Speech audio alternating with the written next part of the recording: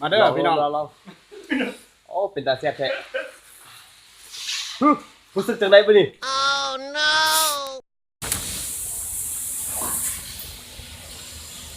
ของหมูก่อน ตับจักหน่วยนี่ นิดเดียวว้าวพอว่าหลายคนนะพออยู่แซ่บลองมือเฮ็ดเองนี่แจ่มเองกินเองโลดปักแล้วก็ซอยบ่มีมีดตัวเขาขูดหั่นบ่ขูดเลยธรรมชาติ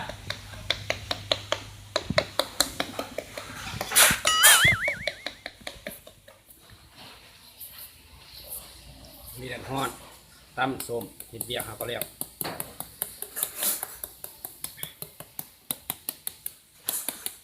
สักลายเท่าหมดเท่าใด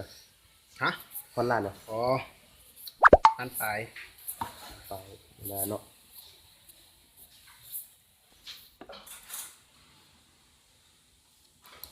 เบิ่งใส่ปลา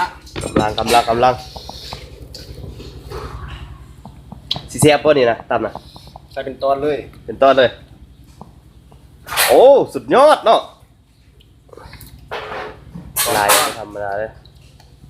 ฟิตเนสมาพุ่นฮอดปีละทีเด้อเดี๋ยวนี้เช้าละทีฟิตเนสปีหนึ่งดีแล้วไปก็คิดว่าไปสิยังบ่มีเงินลงทะเบียน เก็บไปก่อนบ่ซาดนี่ก็ซาดหน้าได้ฟิตแน่นอนนี่ครับลองไม่ผิดหวังโอ้ส่งเด้อป้องกันประจำไว้วานเด้อเนี่ยเปิดให้ดูโอ๊ย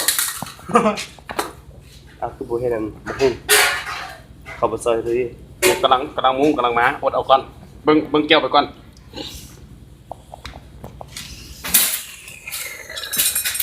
แซ่บบ่พี่น้องอยู่นาคือเก่าเด้อแซ่บ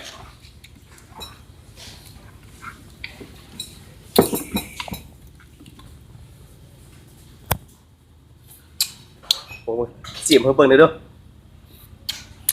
แซ่บบ่แซ่บโอ้สุดยอดเนาะแซ่บบ่จงแง่มาดูหนูคัดเลยจ้องใหญ่อ่ะคกใหญ่แซ่บอร่อยอันนี้พวกชิมก่อนแม่เพราะว่ามีสกัดกำลังเราท่าเลยกินเลยเป็นผู้ชิมลองนะแซ่บมาเด้อพี่น้องลองโอ้เป็นตาแซ่บแท้รู้สึกจังได๋บ่นี่นอนเลยยับไปใส่เมนูเด้อสุดยอดอ่ะทีมงานมาแล้วนี่นุกแล้วก็เหงามาจังได้เฮียแก้ว